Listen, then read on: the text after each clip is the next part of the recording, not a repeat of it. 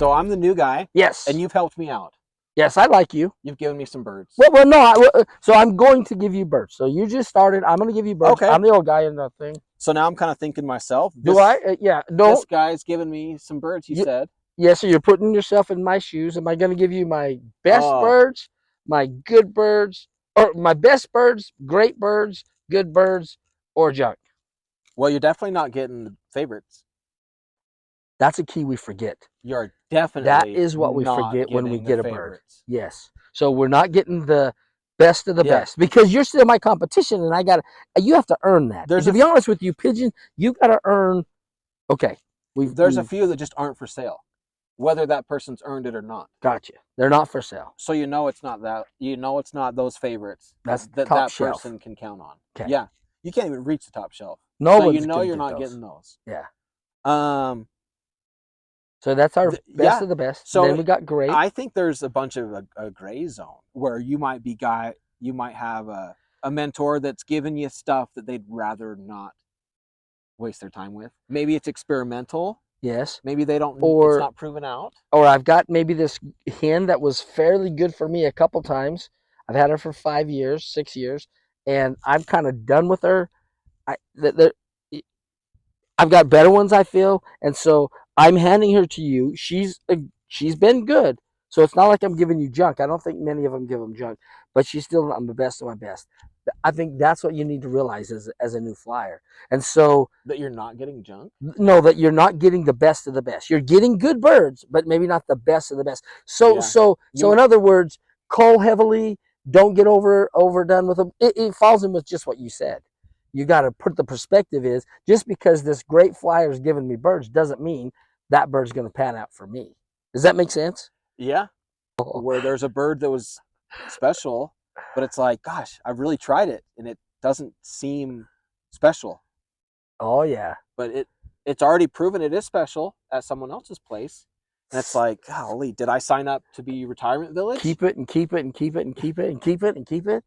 Or well, yeah. And so yeah, depending on a relationship, you might keep a bird that has no business making more birds. Yeah.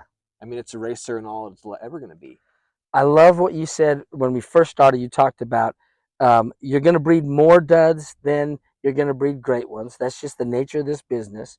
And you got to be careful that you don't put a good bird in a great position. In other words, you think this is a great bird when it is just a good bird. It happened to get lucky on a couple races or what have you. Know what I mean? There's a manage to that. Have, yeah, well, if it's the best you have, go ahead and put it on the pedestal. That is the best you have. I got it. But when that better one comes along, hopefully you see it. There you go. And the second string goes back to his place.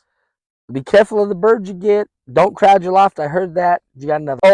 And watch the clique that you're in, but you need to be in a clique.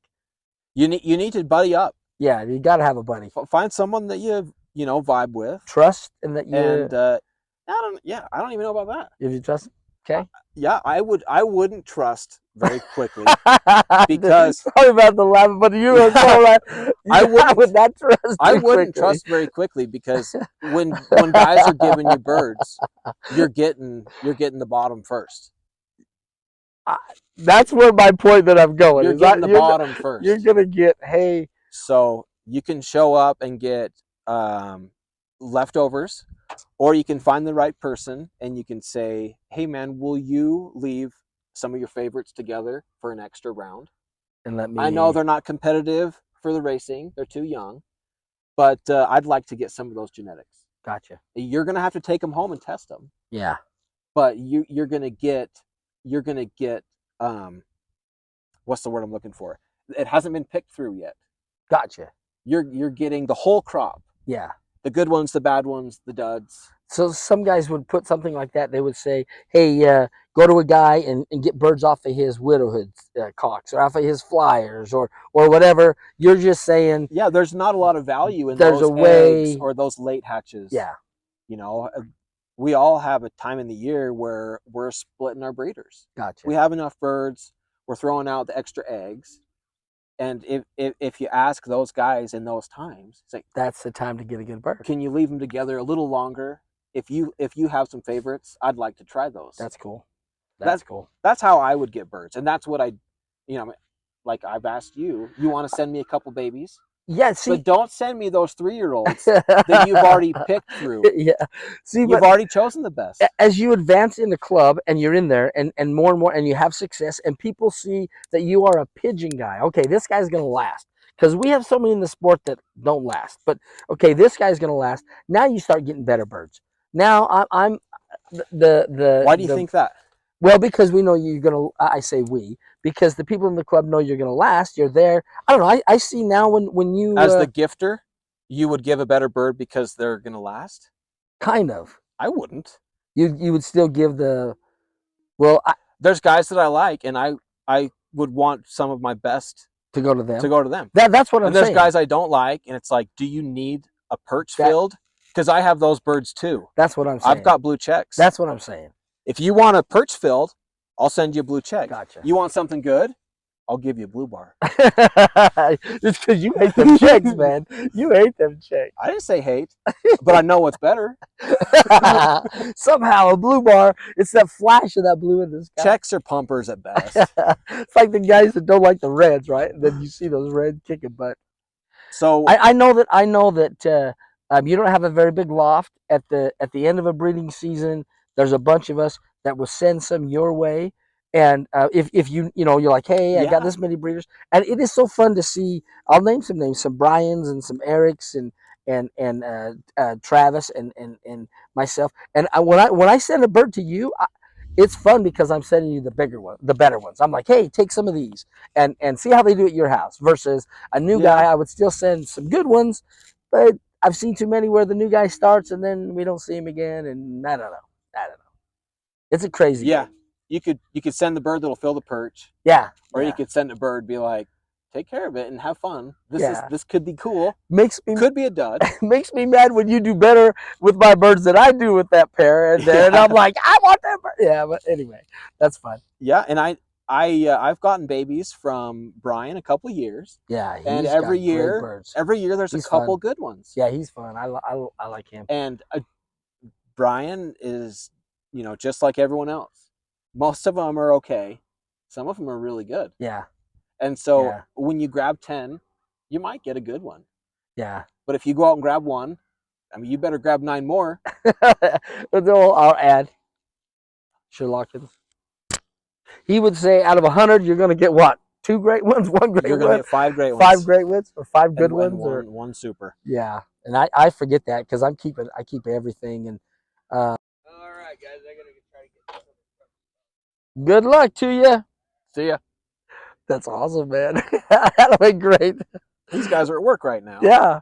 We're goofing off. We're goofing off, having a grand old time. Yeah.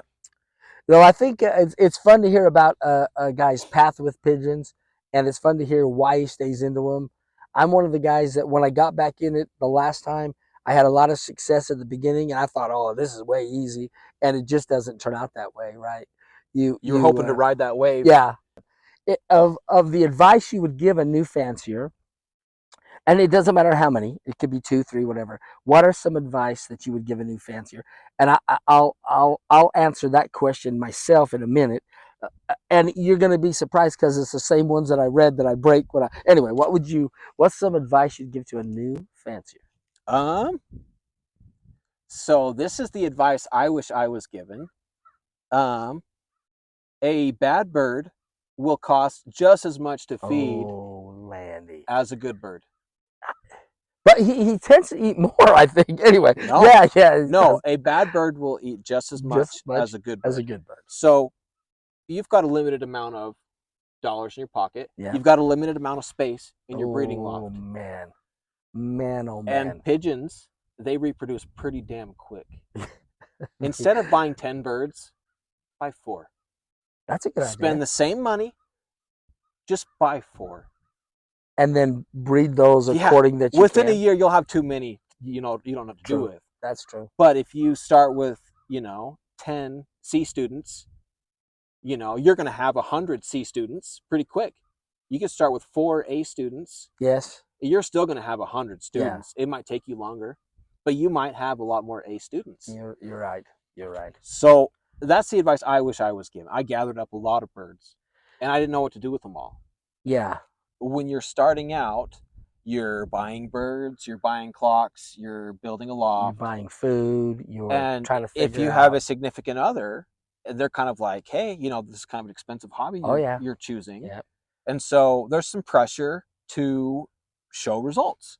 So you get the It's pigeon, expensive. the feather peddlers, the medicine peddlers, the Home Depot. yeah, The Home Depot's taking your bucks left and right. the lumbermen. Okay, okay. So there's a lot of people that are lining their pockets with your new hobby, and you're feeling the pressure. Oh yeah. If I just give them this, I'll win. If I just give them that, the first year is expensive to start. it is. There's no cheap clock today. No. Everything costs a fair bit, and so you're not going to do good. It's your first year. Yeah. How can you expect to do good? I read somewhere where one club has a bunch of junior members. We'll say 3, and what they do is they still race their junior members with the plastic, the rubber band with the numbers on there. Really? So they take them to race day. Yeah, but they only calculate them against them. So in other words, and check it out. So I get a bird. I'm a young man. I would call Taylor because you're like our president. So I would call Taylor and I would say, I just got a bird. Here's the number, and I'd read off the number off of the plastic band off his leg, and then you would write it down, and then we figured it all by the old time mathematics. So you're racing against other junior members rather than having to have a clock and this and that and it's not accurate, right? But you get to still participate and not have some of those expenses. So kind of cool. I don't know. Yeah. Works on a level, junior member. Yeah. Works on a 12-year-old. 12-year-old Todd would have loved it. If I were the junior member, I would feel like the little brother whose controller didn't get plugged into the Nintendo. True. And you're like, which screen am I? And the big brother's like, that's you right there. You won, but you didn't really win. And the little brother's like, I'm turning right, but it doesn't turn right. I gotcha. I would feel patronized. Well, you are more than welcome to buy that big expensive clock and play with the big boys. You're getting your birds down the road. Yeah. What I did my first year is I didn't even have a clock. So what did you do? I piggybacked on another guy. I said, can I split your shipping fees? I will put my birds in your crate. But they were coming home to your loft. My birds were. So you weren't worried about clocking There in? wasn't even a chip on my birds. So I'm doing it for. I'm helping this guy. He had a small team. I had a small team, and the way that club did it was each member got a crate, and my team and his team, we just left and right sides. Okay. So your birds were still coming to your loft. You didn't care really about timing or clocking. You just want the experience of sending them down the road to a race. Yeah, it's a one loft race from Taylor's house. Okay. Every year. Was his birds at your house? Nope. His birds were at his house. Birds were at and that's who was clocking. Yeah. Okay. And his birds were the only ones on the sheet. Okay. Only one in the clock. But you could tell by your time. I'm there on crating night. Oh, and I'm comparing notes. Beautiful. Like, what time did your birds come in? And I've got my application on the phone, and it's like, well, I'm super slow. I got to do something different. But this blue bar is my fastest bird. Okay. And so I was able to be excited about my fast birds. Okay. And I did that for a whole season. Young birds and old birds? I wasn't doing old birds yet. Okay, young birds. Okay. And it was great. And the guy that did it with me was super helpful. He was very accommodating. That's awesome. Like, yeah, man, if that's how you want to do it, let's do it. He's all like, you can pay half my fees. Oh, yeah. And you know what? I think what kills us, what can kill the sport is coming in and having a great year the first year, and then, or having a terrible, unrealistic there's expectation two after that. And you're like, oh, man, I'm killing not everybody. as good as I used to be. Yeah. It's like, well, you got lightning in a bottle that year. Yeah. That's not going to happen every year. Yeah. And Ad would say, Sherlockins would say, that's why he looks at, if there's 3 guys fly or 5 guys flying. Sherlockins. Yeah. Oh, yes. Hold on. He's not dead. But, no, but he's our man. He's our man. Yes. He would say that you want to know where the birds are from. So if there's 10 flyers, if there's only 5 flyers, but they're way competitive, that would be a good club to buy birds from. If there's 25 flyers and nobody cares, then the bird that wins that race because it has, it's winning a race out of 300 birds might not be the bird you want. But I hear you. Yeah. I don't know about buying birds. Yeah. You've been blessed. Well, I've also been burned. We don't talk about the burn. Oh no. Just We like, will someday, but we won't mention names. just like, Please, let's not mention yeah. names. They're just like guys that'll spend some time in the casino, Yeah, and there's some pretty good those stories are pretty good stories about $1,200. You always hear how they second won. pull. Yeah. I was But this. it's like, that year before we didn't have a story. Never hear that. That's because we didn't come out in the black.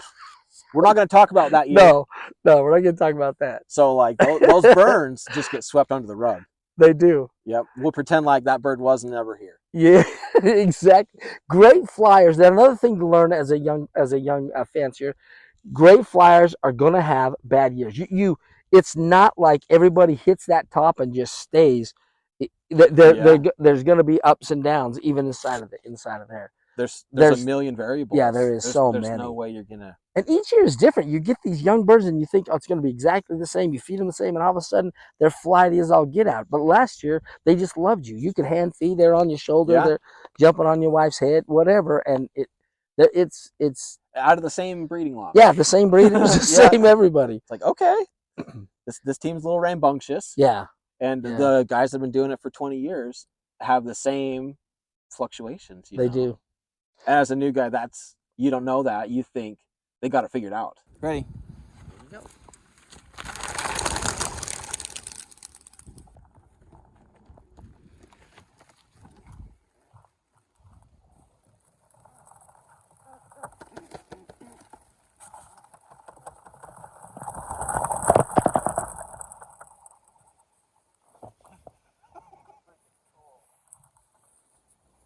Oh, I should have got that right there. Hold on, man.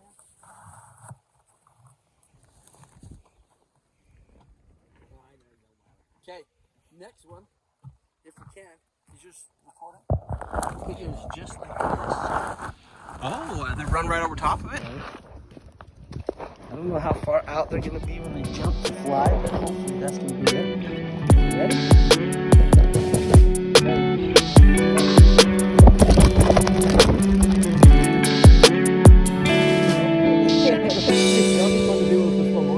Yeah, especially over the.